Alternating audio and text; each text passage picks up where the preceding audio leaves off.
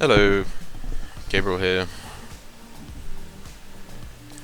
We're going to be looking at covering some things that are in my Dirt Rally tutorials, but things will be a little different because, well, this is going to have Dirt 4 in the title, so hopefully people who are new to the game might discover it and that sort of thing, and yeah, there's no harm in covering some old ground, really. So, first off, spare tyre. That's entirely up to you. I wouldn't advise two. This is very unlikely. I mean, you'd have to be so bad. Like, no offense to anyone that's done this, but I'm sorry. You would have to be pretty. You'd have to be really good at blowing up your tyres. As far as I can tell, having one in is causes no harm. Okay, so toe angle, front and rear. Let's talk about them first. So basically, if you're finding that your rear end is coming around too easily, something you might consider is lowering, putting the toe angle out, and the less you can put it out, the better, to get the result that you want. Front toe angle, I found if you put it out, it the ride is most notably more stable. However, your turning response won't be as good, so I tend to leave it there. I only ever tend to do that with toe angle, or maybe sometimes on tarmac I'll do that, so we get a good turning response. Other than that, if you can leave them on 0, that's great. As you can see what it does in the picture, that does actually slow down your straight line speed, because if the tyres aren't sort of facing forward, then they're going to cause a bit more friction. Camber angle starts at minus 0.75. Codemasters have said that they've tried to set these up, so that the driver will out of the box. Frankly, I mean, no. All you have to do is look at any, well, okay, let me put this in perspective. Formula 1 cars, you can see the camber that they have. I mean, they have a ridiculous amount of negative camber. And that's for good reason, because they spend quite a long time turning rather than going down a straight. That is so true of rally. I mean, how often are you turning? You're turning pretty much all the time. Even going down a straight, you're trying to hold on to going straight, because the traction's changing as you go over bumps and crests and stuff, and the car kind of goes left and right a little bit on its own. So you're always turning. So basically, as high as you can get away with this being, without the car feeling monstrously unstable, the better. Braking force, 3000 is, I mean, that's really high. Something I've noticed is that Codemasters have set this very high. They've made it so medium is a really high brake pressure. Like on Dirt Rally, you'd start like down here, like where the slider is now. That would be like where you'd start, and then higher would be kind of up here. So what they're saying is that they think it's a good idea to have this much brake pressure. I disagree, because it seems to make it so you can barely bloody touch the brakes without something stupid happening. They've also made it so that if you left it in the middle, you'd have a front brake bias, obviously implying that you should be driving with a front brake bias all the time, which I do agree with, but it's so much easier if you put it around here to 52 or 54%. Again, you're just avoiding lockups, and it's quite easy thing to happen. So I tend to put it much further down. Driving lock, on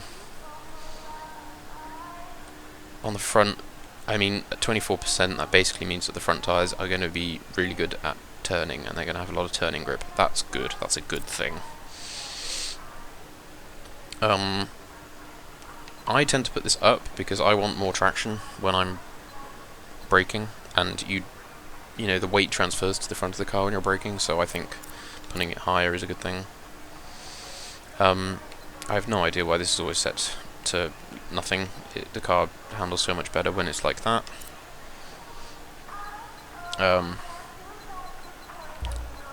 Again, a slider where This is where it's set now. This would be the middle of the slider, so they're obviously implying that you on Dirt Rally it would be the middle of the slider, so they're obviously suggesting that you have a loose differential, which I always did on Dirt Rally.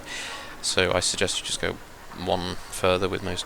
So I should clarify at this point that we're doing this for the Ford, but this is going to apply for everything that you drive. You should be thinking in this same kind of logic, even pretty much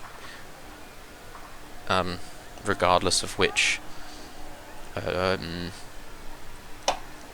surface you're on. This is pretty much going to be universal, the way that we're thinking and talking about these things. Torque bias to the left is going to make you drive more like a rear-wheel drive car. To the right is going to make you drive more like a front-wheel drive car.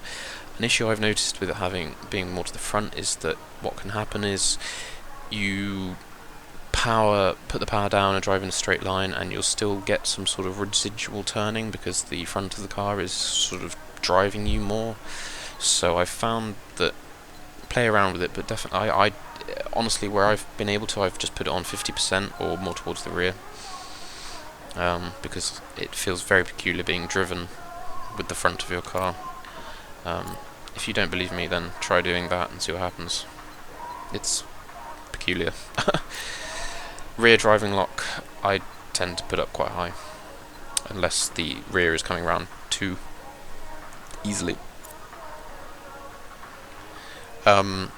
This can be really quite low because when you brake, the weight transfers to the front of the car, so wouldn't worry about it too much. And again, put some preload on there just because you get mid-corner traction, and that's a good thing. Gears. Right, gearing in this I find a bit strange compared to Dirt Rally. It's more difficult to gauge what's going on. Definitely I'd say you want to shorten the final drive a bit, because you almost never get to achieve the final drive on this game. Play around with the gears. When, if you achieve 5th gear and max out and you're just topping out and you're just bashing against the rev limiter for ages, then yeah, do make it a bit longer. But I guarantee you that generally you can just make everything tighter, all the gears tighter, and the final drive a bit shorter, and you'll just accelerate faster a lot of the times. Damping, just play around, and I tend to advise doing it in a sort of big universal way. It just seems to work better like that. Not too much to say about damping. It's too much to play with. Frankly there's not a huge reason to at the moment, because the cars are so stable anyway. So if you're feeling, it depends what surface you're on. If you're on tarmac, then I'd definitely consider doing what I've just done. If you're on gravel, I'd still consider doing what I've just done, or just leaving it where it is. Not too much to say about that, really. Ride height, I tend to put just a little higher on gravel, and then totally lowest on the tarmac. Spring rate, I'm generally happy with where it is, kind of like just by default. Anti-roll bar, yeah, you can get more grip out of this, and if you're oversteering or understeering, so if you're understeering, soften up the front. This is like your first port of call. If you're oversteering, then soften up the rear. That's like the go-to place to go.